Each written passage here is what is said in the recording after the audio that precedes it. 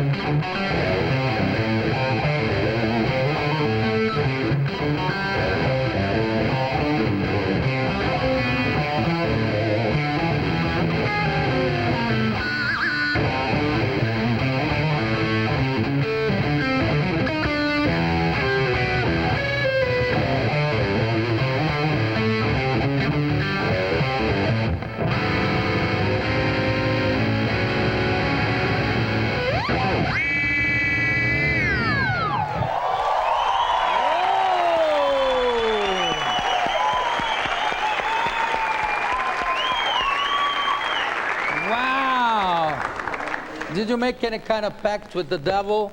No. Eh? To play like never this? Do something like that. Never. No, just never. practice. Just practice. Hard practice. Amazing. How old are you, Joe? 44 as of a couple of weeks ago. 44. That's you look right, much yeah. younger. Oh, it's the I think I'm going to glasses, I shave my head too. I've got some clippers back there if you want. I'm sorry? I've got some of those clippers back there if you'd like. Okay. You can do it on live television, why not? Tell me something, Joe. Was guitar your first instrument? No, I started playing drums when I was 9 years old. I wanted to be like Ringo Starr, you know, make a lot of racket in the house. 9 years old, then probably a neighbor gave you a guitar. No. In order to take away the drums. Yeah, I was actually one of my oldest sister decided to get things quieter in the house. She donated her first paycheck from her job as an art teacher to get me going with a guitar. But unplugged or plugged? No, it was an electric Swedish guitar. I think it was called a Hagström 3. Yeah.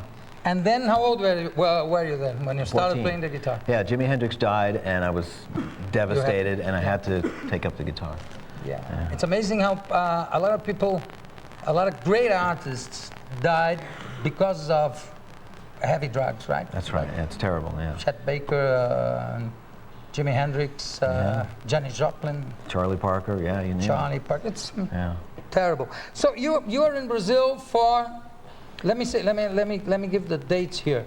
Joe Satriani vai estar no dia 16 no Credicard Hall, vai estar no Rio de Janeiro no ATL Hall no dia 17, quer dizer, em São Paulo dia 16 no Credicard Hall, dia 17 no Rio no ATL Hall. Depois em Curitiba no dia 18 no Fórum, e em Porto Alegre dia 19 no Araújo Viana.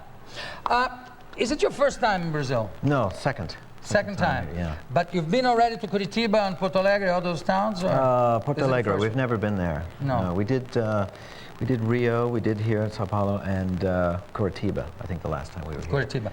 Where do you live in the States? San Francisco. In San Francisco? Mm-hmm. Yeah. Wow. Yeah. You have many special features in this guitar, or is it just as a normal?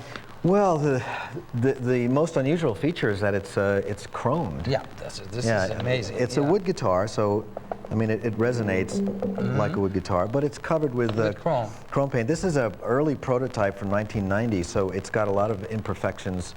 That's beautiful. Before they figured out. My guitar man over there, yeah, he was. Look at those glasses. Yeah, you know? He's trying to emulate you right now. But he was drilling when he saw your instrument. No, he's of envy.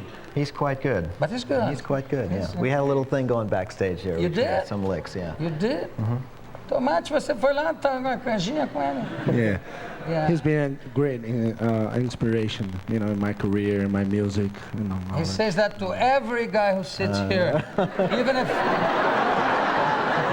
if he doesn't play any instrument, he says that. Terrible boy. This is the album that is out, it's out in Brazil already. This one. I think it probably just came out here. Yeah. Engines of Creation. Okay, let me show it here. Ok, let me button my shirt. Botou a minha camisa aqui que estava desabotando sozinha, de nervoso. Ok, tá aqui. Devil's Slide. You see, you have something with the devil here. That's actually a really treacherous snowboarding run up in the Sierra Mountains in the state of Nevada. Oh yeah, the Devil's Slide. Devil's Slide. I lost control on it, and I wrote a song about it. So. You lost control? What? Yeah, it was just. What, you were driving or? No, snowboarding. Snowboarding. Yes, yeah, and it was just too steep, you know. But it was great fun.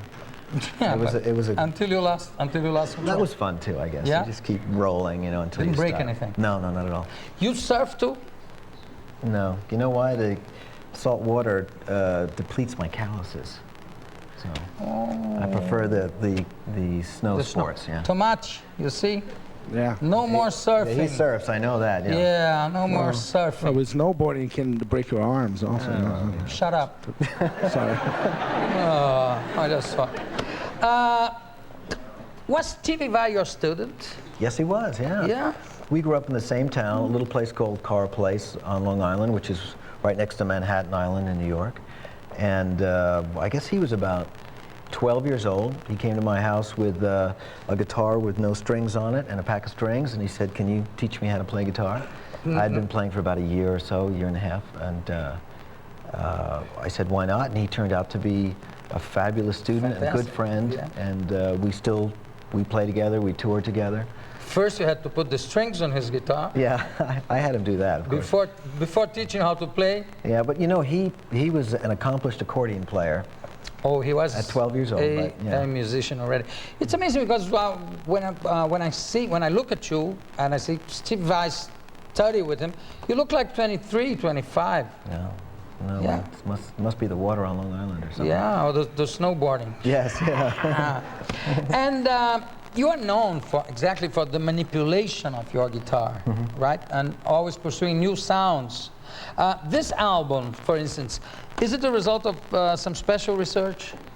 Well, certainly that album represents a fusion of, on the one side, electronica, trip hop, rave, ambient, any kind of music on that side of the musical spectrum, and what I do, rock instrumental music, and I borrow from jazz and fusion and classical, but I wanted to get the two of us to meet square in the middle and have a whole record completely dedicated to the new music of this millennium. And how many musicians with you here?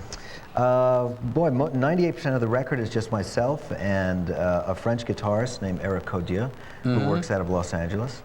And on one song we had a guest from the David Letterman band come in and play drums. And Kevin Shirley was our producer, and Anton Fig was the drummer for that one song, and a guitar player, Pat Thrall, which people may know from some heavy rock from the 70s, but he wound up playing bass on that song. And tell me something, Joe, what do you listen when you're alone, at home? What kind of music do you like to listen? Everything. I try to match my mood. I might put on some classical music, not that much though. I think I still spend a lot of time listening to rare Hendrix recordings. I listen to a lot of old blues, Mississippi Delta blues. I love that too. I do actually like a lot of the, I guess you'd call it hip-hop rock, Korn, Limp Bizkit, bands like that. And if they've got guitars going in there and they're actually playing them, then I like it. Yeah. And I've got a soft spot for the really innovative players like Alan Holdsworth or John McLaughlin. And I've got a new CD from the Tomato Man over there too. I can't wait to hear that. Tomato, yeah. Let me say again where you'll be. Ele vai estar, vou repetir, dia 16 em São Paulo no Credicard Hall, no Rio dia 17 no ATL Hall, Curitiba dia 18 no Fórum, Porto Alegre 19 no Araújo Viana. How did you sell your first album? Wow. I had a 1966 Corvair. Was it 63 or 66? A vehicle that should be, banned. In a museum. The engine in the back and the steering column that comes right through your chest in an accident. But I had all the seats ripped out so I could fit my amplifier and my guitar in there if I ever did get a gig. I was pretty broke, but I started my own record company, my own publishing company, which really was just a formality at the local courthouse. And I sold these records. It was an EP on a 12-inch. I don't know if anyone uses them here anymore. And I just sold them out of the trunk of the car. I had a big trunk in that car, so. And I just drove you stopped around. In the middle of the seat. Who wants records from Joe Satriani? No, okay, come on. Who wants? I didn't go that far. I just went to different record stores and if they wouldn't start an account, I just give it to them. I mailed I'd say I mailed 100 of them around the world. I got a list of independent record stores around the world, and I wrote them a note saying, sell it, copy it, do whatever you want. And this is before the internet, so it would have been easier just to. But tell me something. You have a very nice voice, a beautiful voice, and you don't sing much. No, but thanks for the compliment. But no, really. But yeah, my range is quite small. I don't really have that big of a range, and for years it was difficult to play and sing at the same time as well. But the hardest thing I think is writing really great lyrics. I think that's a job for someone who's good at it. I think. Okay. That's what stops me, Can we listen a little more of your guitar? Well, sure, yeah. Vamos ouvir mais Joe Satriani, okay? I'll play you a slow blues, all right, just to get us Fantastic.